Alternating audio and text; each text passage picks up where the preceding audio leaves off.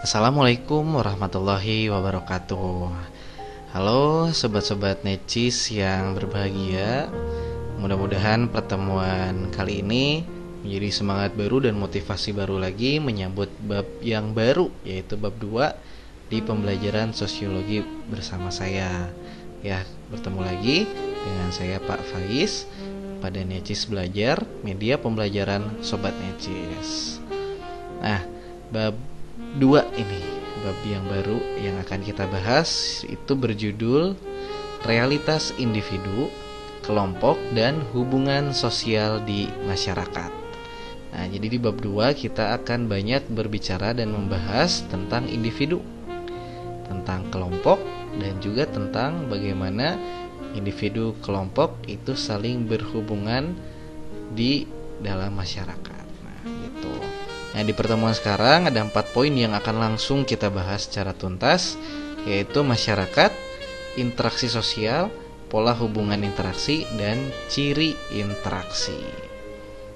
Baik, langsung saja ke pembahasannya. Nah, pengertian masyarakat.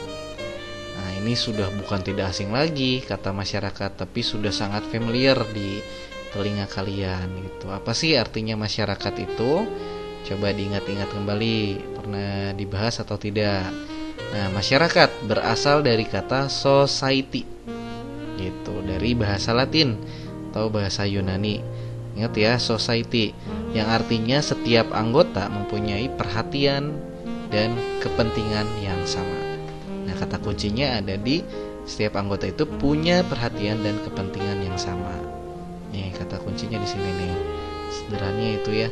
Asal katanya society, perhatian dan kepentingan yang sama. Nah, saya coba merangkum dan menyimpulkan secara sederhana bahwa masyarakat itu adalah sekumpulan manusia yang hidup bersama pada suatu tempat atau wilayah dalam jangka waktu yang lama, memiliki ikatan, saling berinteraksi, dan mempunyai sistem hidup bersama. Nah, artinya masyarakat itu adalah sekumpulan manusia. Coba kita bahas ya satu-satu. Sekumpulan manusia itu artinya berarti manusia yang berkumpul atau individu yang berkumpul, atau artinya lebih dari satu orang, lebih dari satu individu, berarti banyak. Nah, hidup bersama itu maksudnya hidup berbarengan dalam satu tempat atau satu wilayah dalam jangka waktu yang lama. Jadi waktunya bertahun-tahun, bahkan puluhan tahun gitu, hidup di tempat tersebut. Nah, berkegiatan, beraktivitas, mencari nafkah, pekerjaan dalam jangka waktu yang lama. Kemudian mempunyai ikatan, jadi saling terintegrasi satu anggota masyarakat dengan masyarakat yang lain. Ada kegiatan di desa ikut, saling membantu, kemudian ada organisasi masyarakatan, ada kepala desanya, ada kepala dusunnya, ada RT, ada RW, ada anggota. Nah, semuanya itu saling terikat. Kemudian di antara masyarakatnya itu saling berinteraksi, saling berhubungan, dan mempunyai sistem hidup bersama. Jadi punya nilai-nilai yang diterapkan dan budaya yang dimiliki di masyarakat tersebut gitu. Nah, oke, mudah-mudahan dipahami tentang pengertian masyarakat. Yang kedua adalah pengertian dari interaksi. Ini sangat mudah sekali ya, interaksi. Nah, ini yang pasti selalu kalian lakukan ketika bertemu dengan orang lain atau kelompok. Nah, interaksi sosial. Nah, interaksi sosial itu adalah hubungan timbal balik antara individu dengan individu. Nah, kemudian individu dengan kelompok, dan juga kelompok dengan kelompok dalam memenuhi kebutuhan hidupnya. Mudah kan?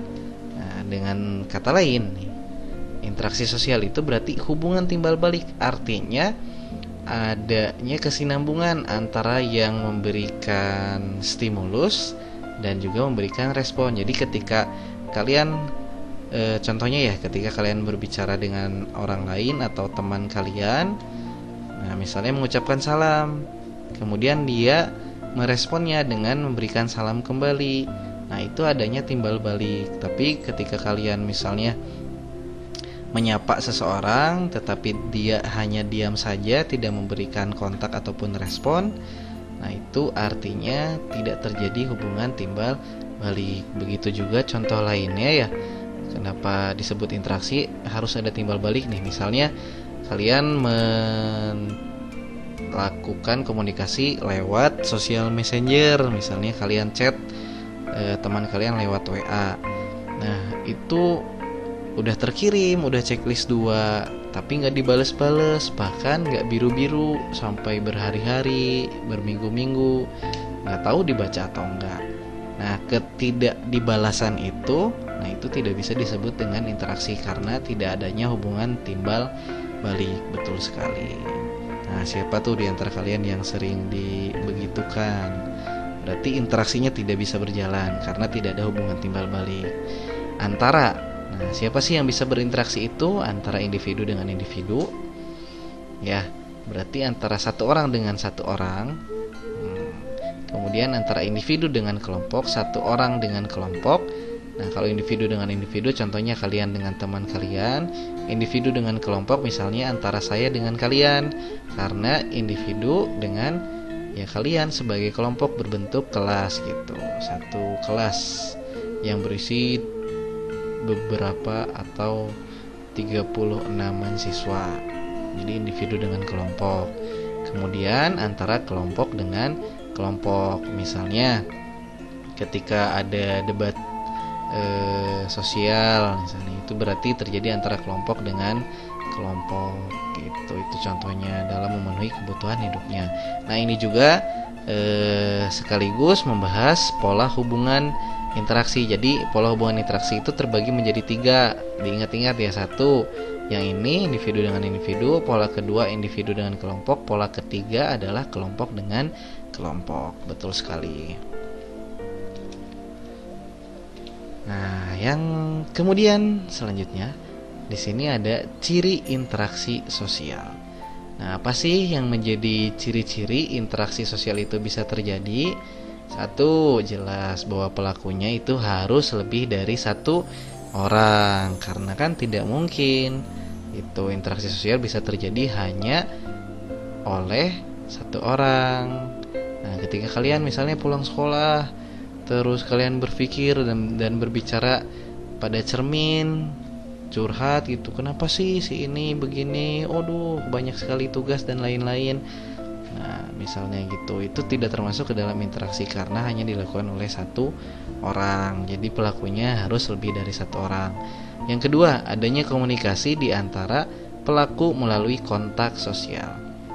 Jadi harus ada, minimal itu ada komunikasi di antara pelaku melalui kontak sosial. Minimalnya contohnya gini, ketemu di jalan nih, misalnya ya lagi mau beli makanan atau beli sesuatu di jalan, antara kalian dengan teman kalian bawa motor misalnya ya, ngendarain motor, kalian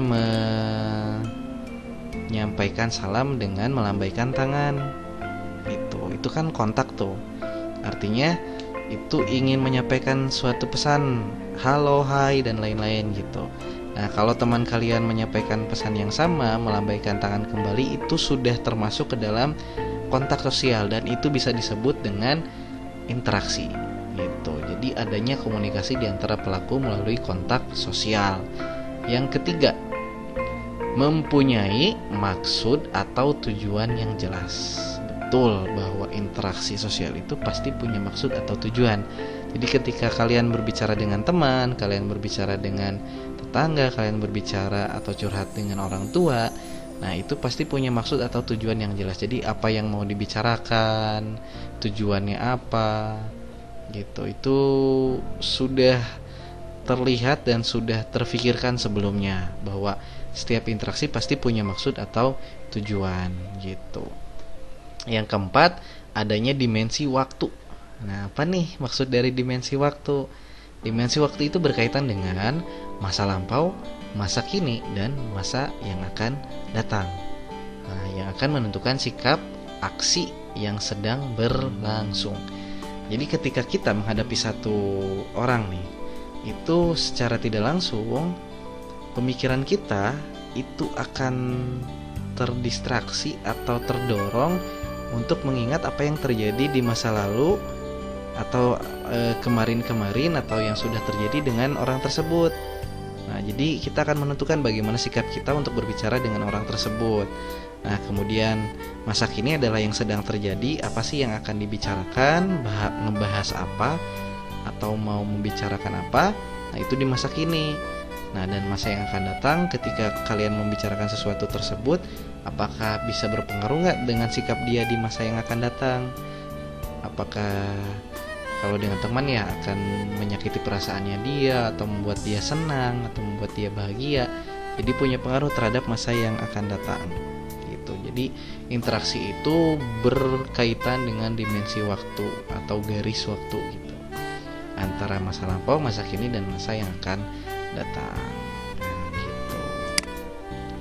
Ya, sekian materi yang bisa dibahas untuk pertemuan kali ini. Mudah-mudahan bermanfaat dan bisa dipahami oleh kalian semua. Kutipan dari saya bahwa jiwa muda adalah jiwa yang berani berkreasi dan berinovasi serta memiliki kemampuan daya saing tinggi. Nah, jadilah jiwa muda seperti gambaran tersebut. Terima kasih. Wabillahi taufik wal hidayah. Wassalamualaikum warahmatullahi wabarakatuh.